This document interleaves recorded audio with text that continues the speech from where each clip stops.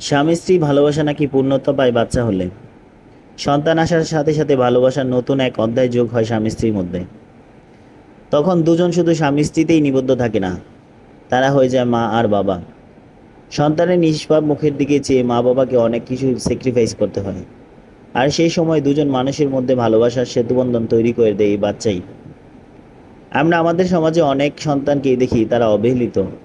পথ শিশুদের দেখলে মনে হয় তাদের বাবা মানরা আল্লাহর রহমত থেকে মাহরুম। আমি নিঃসন্তান, আমি বুঝি একটা সন্তানের মূল্য কতটুকু। একটা সন্তানের ফুটফুটে হাসির মূল্য আমার বুককে নাড়া দেয়। আমি বাকরুদ্ধ, চোখ ঝাপসা হয়ে আসলো। আহা!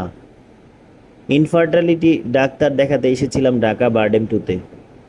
সিরিয়ালে বসে আছি, পাশে এক ভদ্রমহিলার সাথে কথা বলতে বলতে সময় পার করছিলাম।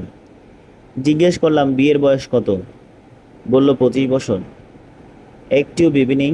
না। উত্তর শুনে কিছুক্ষণ বাকরুদ্ধ হয়েছিলাম। বললাম, আপনার হাজবেন্ড কোথায়? বললেন, নিচে রিসেপশনে গিয়েছেন। একটু পর একজন মধ্যবয়স্ক লোকের দিকে উনি ইশারা করে বলল, উনি আমার হাজবেন্ড। মুখ ভর্তি সাদা খোঁচা খোঁচা দাড়ি, মাথার চুল ও সিংহবাকি বার্ধক্যের ছাপ। আমি তখন অনেকক্ষণ কেমন যেন আনমনা হয়ে গিয়েছিলাম।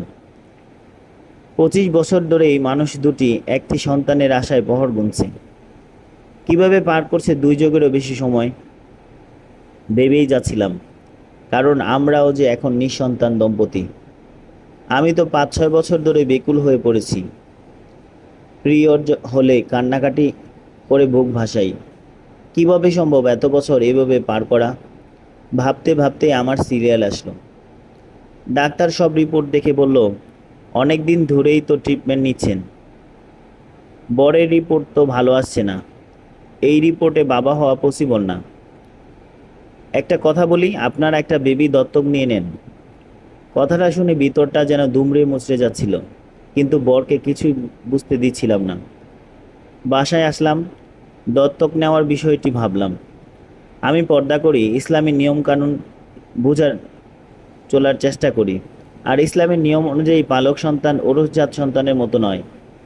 প্রাপ্তবয়স্ক হলে তার সাথে পর্দার বিধান প্রযোজ্য হবে। তাই ভেবে চিনতে মাথা থেকে এই চিন্তা বাদ দিলাম। আমার কোনো বোন নেই, ছোট একটা ভাই আছে।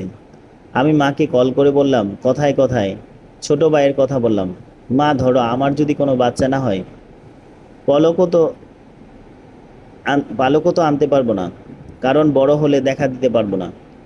কিন্তু যদিও বিয়ের পর আল্লাহ দিলে ওর সন্তান থেকে আমাকে একটা ছেলে দেয়, তাহলে আমি ওর ফুফু হব, দেখাও জায়েজ হবে। এভাবে আমি ওকে নিজের সন্তানের মতো লালন পালন করে তুলব। আর মেয়ে নিলে তো আমার বরের সাথে বড় হলে দেখা করতে পারবে না।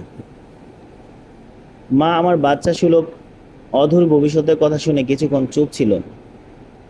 কান্না ঝরানো কণ্ঠে বলল, আল্লাহ তোমাকে সন্তান দিবে মা, তুমি দোয়া করতে থাকো। ঘটনাটি 2015 সালের। আজ 2023 সালে জুন জুন মাস। আমার বিবাহের 14তম বার্ষিকী জুনের 10 তারিখ।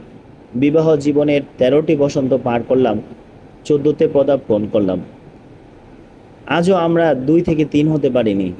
এখনো প্রতি মাসে আশায় থাকি মাস শেষে সুসংবাদ পাব, কিন্তু না, আমার আশা আজও অপূরণীয়। মাস শেষে যখন পিরিয়ড হয়ে যায়, পাথরের মতো হয়ে যায়। এখন আর হাউমাউ করে কাঁদি না, চোখ দুটি ঝাপসা হয়ে আসে শুধু, মুখ ফুটে কোনো আওয়াজ বের হয়ে আসে না।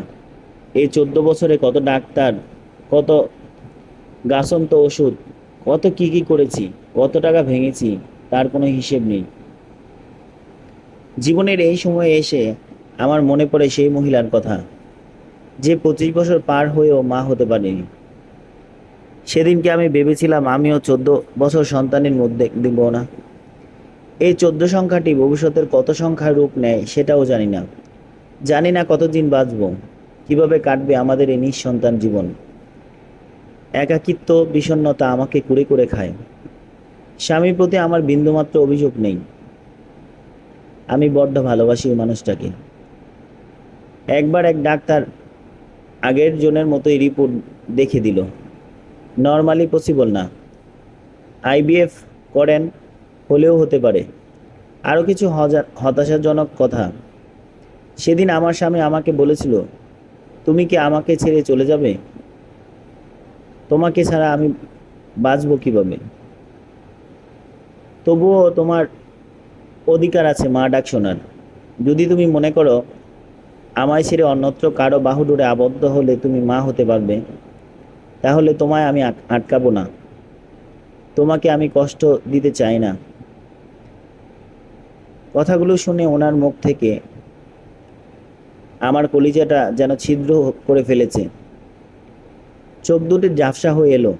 ওনার মুখের দিকে তাকিয়ে ওনার হাত দুটিকে আমার হাতে মুষ্টিবদ্ধ করে নিয়ে বললাম, এই চিনলেন আমাকে? এক যুগেরও বেশি সময় পার করলাম একসাথে। এটা সত্য যে আমি সন্তানের মা হতে চাই, কিন্তু যার বাবা হবেন আপনি, আর আমি আপনারই সন্তান গর্ভে ধারণ করতে চাই। আপনাকে ছাড়া আমার পৃথিবীটা অন্ধকারাচ্ছন্ন।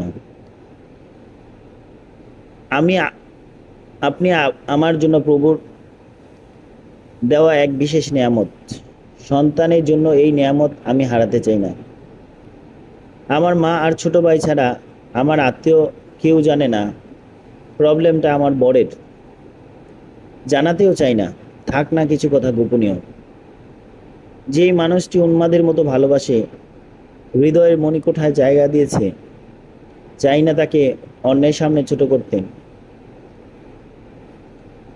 আসলেই মানুষটার প্রতি আমি মুগ্ধ। এই মুগ্ধতায় বিভোর থাকতে চাই আমি আজীবন। এমন নয় যে ওনার প্রবলেম বলে উনি আমার প্রতি অমায়িক। প্রবলেম তো জানতে পেরেছি 6-7 বছর পর, কিন্তু 5-6 বছর তো আমি মানুষটাকে দেখেছি কতটা ভালোবাসে, কেয়ার করে আমাকে। উনি মসজিদের ইমাম, মহল্লা থেকে খানা দেয় ওনাকে। আমি মাদ্রাসায় জব করতাম। বোর্ডিংয়ের খানা আমার জন্য কষ্ট হবে ভেবে নিজের খানা থেকে বাঁচিয়ে আমার জন্য খাবার নিয়ে আসতো। নিষেধ করলে বলতো, খাওয়ার সময় তোমার কথা মনে হয়। কি করব বলো? একদিন এক ছোট ছেলেকে দিয়ে টিফিন পাঠিয়ে দিয়ে কল করে করে বলেছে, টিফিন খুলে খানা দেখলে বুঝতে পারবে তোমাকে রেখে খাওয়ার সময় আমার কেমন লাগে। আমি টিফিন খুলে দেখলাম কই মাছ ভাজা আর কি তরকারি যেন মনে নেই। ওনার কথার মর্ম তেমন কিছুই বুঝলাম না, কিন্তু যখন মাছ প্লেটে নেওয়ার জন্য হাত দিলাম তখন বুঝলাম, কারণ মাছের এক পিঠ খাওয়া ছিল, আরেক পিঠ উনি আমার জন্য রেখে দিয়েছে। অনেক সময় তরকারি ভাজি এগুলোর মাঝে ভাত বাড়ানো দেখতে পেলাম, মানে খাওয়ার জন্য প্লেটে নিয়েও আমার জন্য উঠিয়ে রেখে দিত।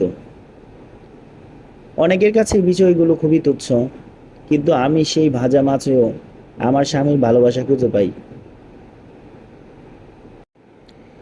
এই 14 বছরে আজও উনি কোনোদিন আমাকে তুই বলে সম্বোধন করেনি, কখনো গায়ে হাত তোলেনি। কোনো বিষয় নিয়ে রাগ থাকলে আমি কিছু বললে উনি চুপ করে থাকে, আমাকে বোঝায়। নিজেকে উনি দুর্বল ভেবে এমনটা না, বিষয়টা এমন নয় যে উনি মানুষটাই এমন। সবাই বলে অনেক ভাগ্যে নাকি এমন স্বামী পেয়েছি। এই মানুষটার সাথে একই বিছানায় আমি বিদ্ধ হতে চাই।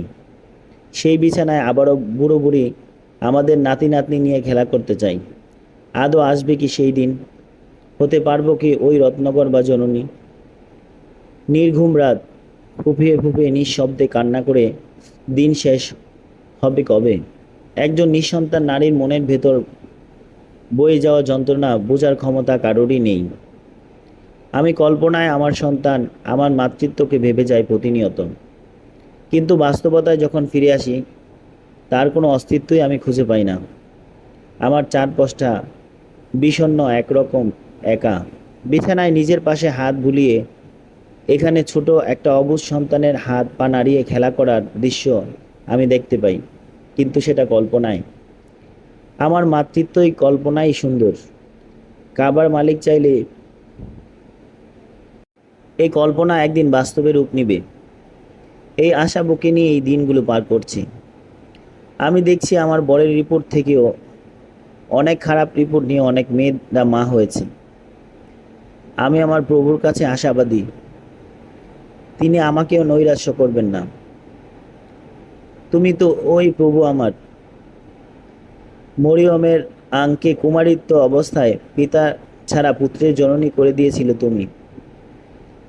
তুমি সর্বক্ষমতার অধিকারী, তুমি আমাকেও সন্তান করতে সক্ষম। আমাকে এমন ভাগ্য দান করো যে আমার মৃত্যুর পর যেন আমার সন্তান আমার জন্য তোমার দরবারে মাগফিরাতের জন্য দোয়া করে। আল্লাহ, সেই দিনের জন্য হলেও আমি মা হতে চাই। কোনো এক বোনের আর্তনাদ, আল্লাহ সুবহানাহু তাআলা বোনের মনের ইচ্ছা পূরণ করে দিক। আমিন। সমাপ্ত।